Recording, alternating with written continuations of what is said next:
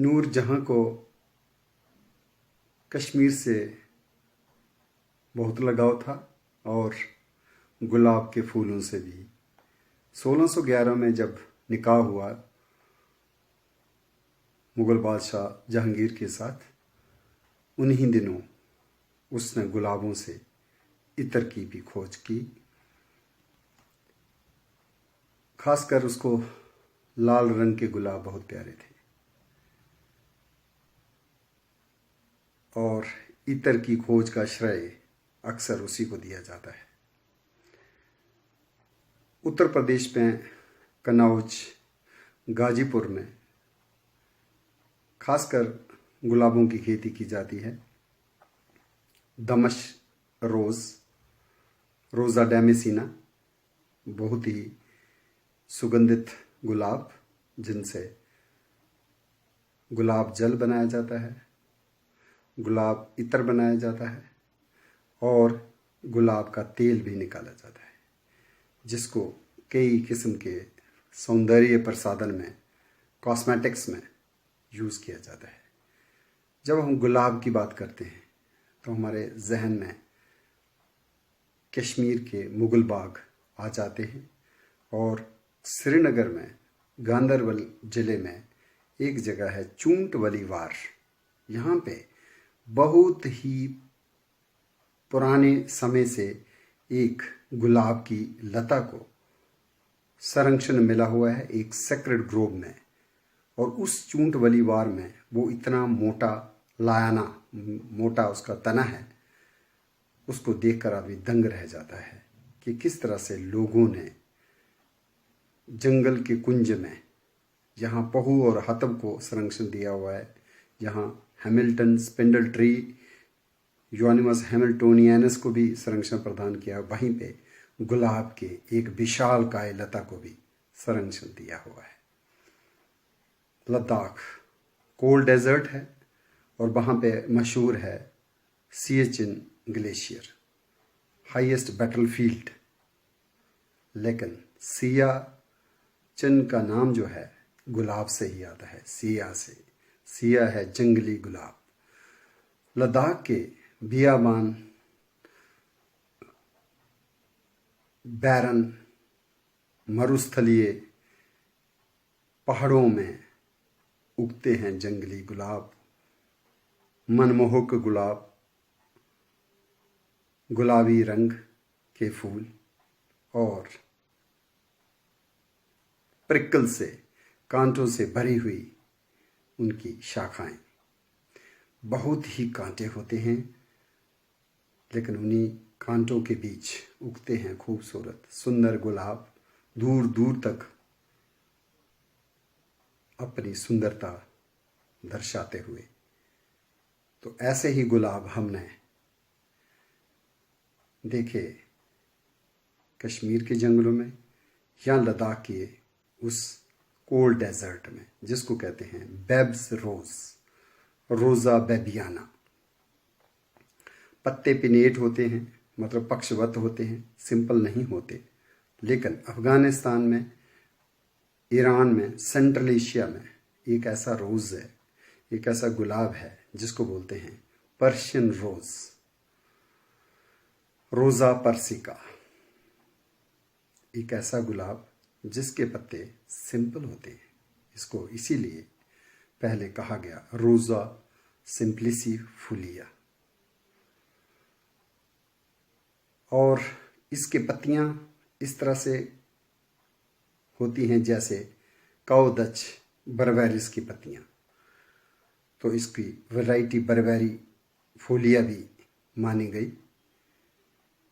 और एक टाइम था इसको एक अलग ही जीनस में भी रखा गया, हेलमुथिया जीनस में। लेकिन आज इसको हम एक एनोमलस रोज स्पीशीज मानते हैं, रोज़ा पर्सिका। कारगिल में अक्सर हमें पीले गुलाब दिखाई देते हैं, 2 मीटर ऊंचे।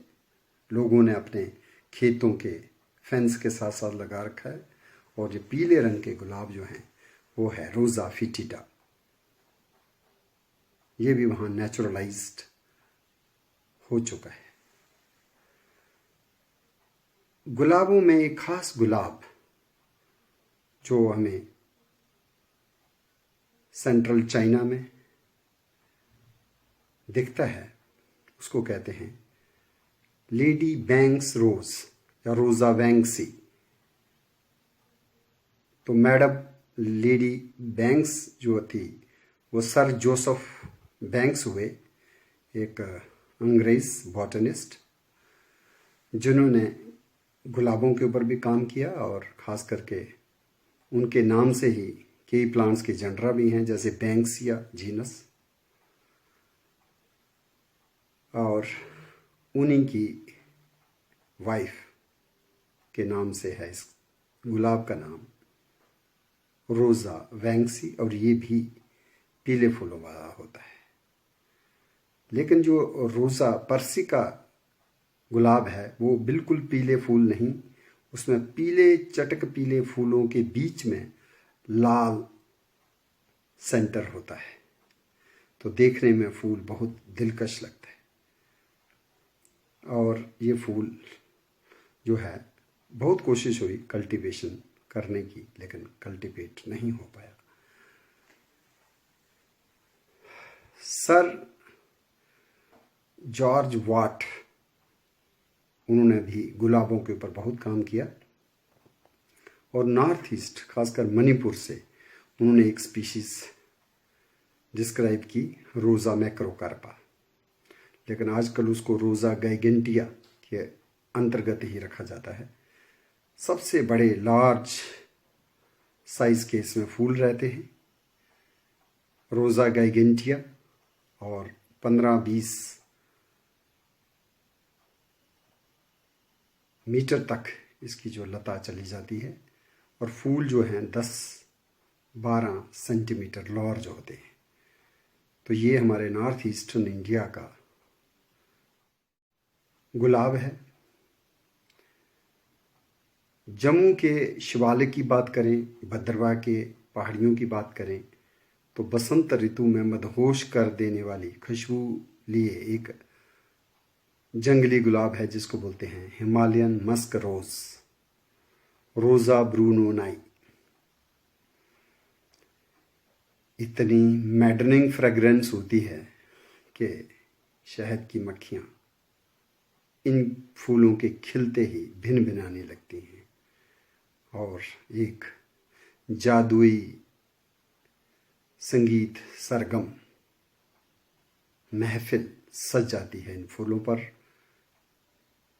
रोज़ा ब्रूनोनाई और रोज़ा मास्केटा ऑलमोस्ट एक जैसे ही दिखने वाली कांटों से भरी लताएं हैं।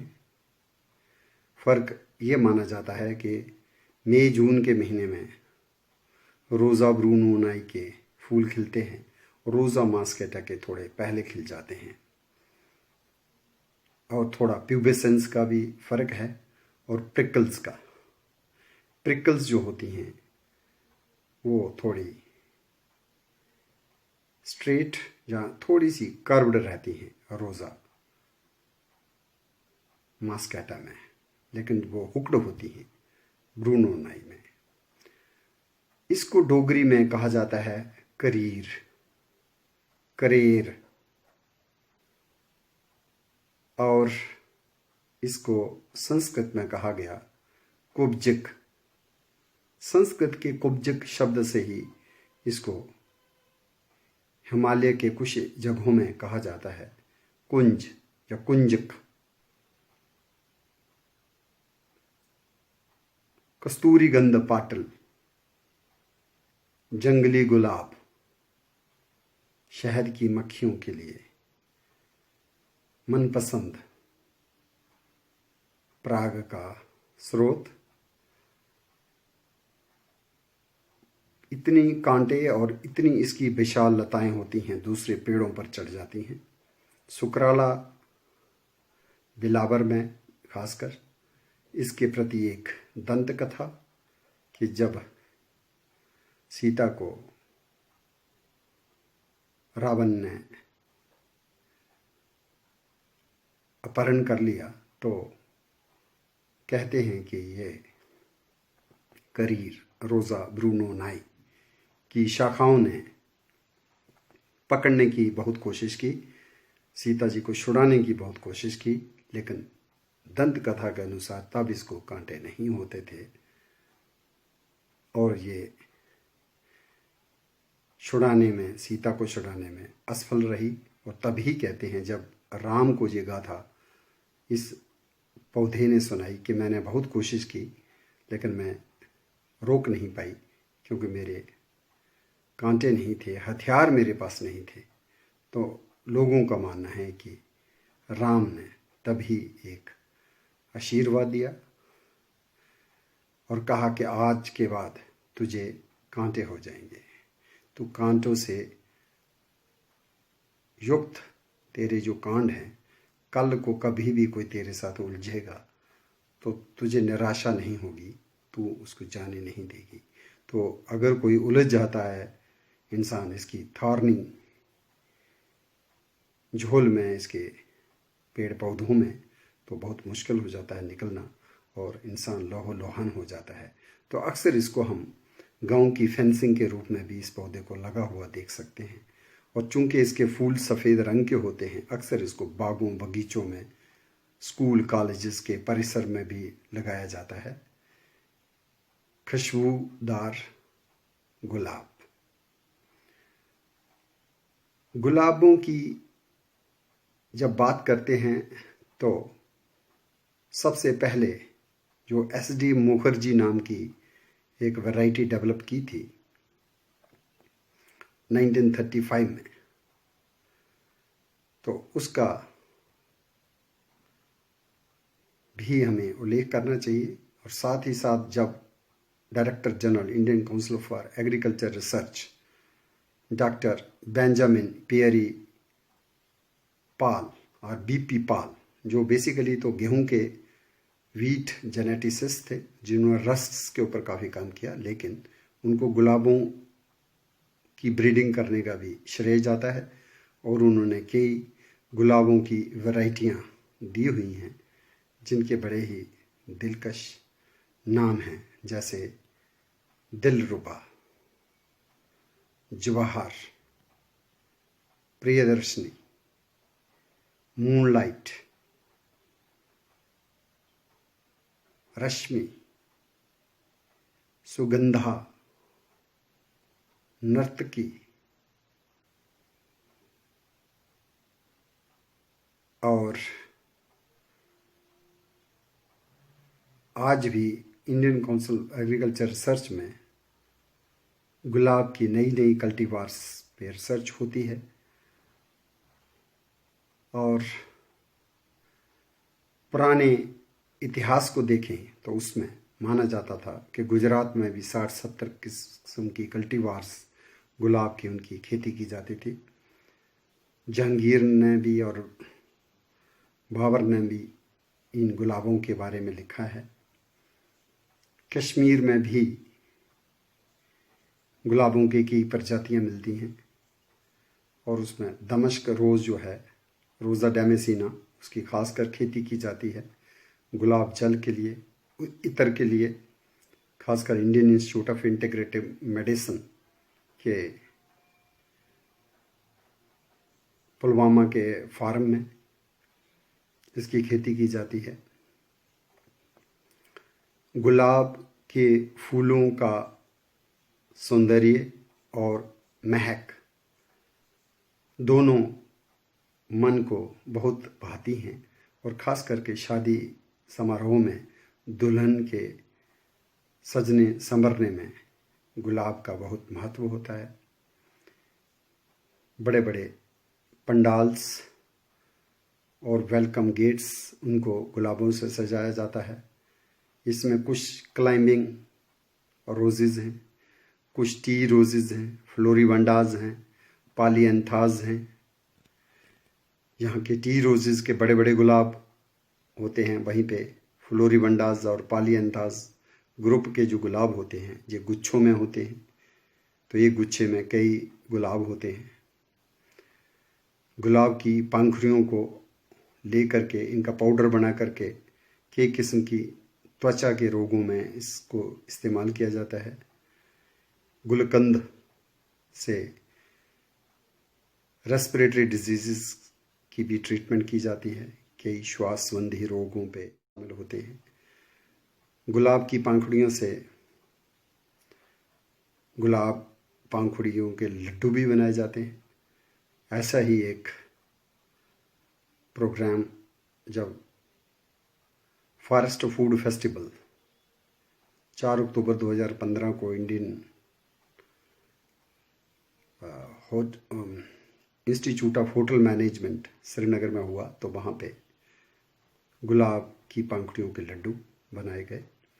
इसका जो फल होता है बेसिकली वो एक अकीन्स होते हैं और उन अकीन्स के इर्द गिर्द हाइपेंथियम बन जाता है, तो उसको हिप कहते हैं, रोज़ हिप फल का नाम। इस रिच इन विटामिन सी, खासकर रोज़ा डैमेसिना की हिप्स, और जो रोज़ा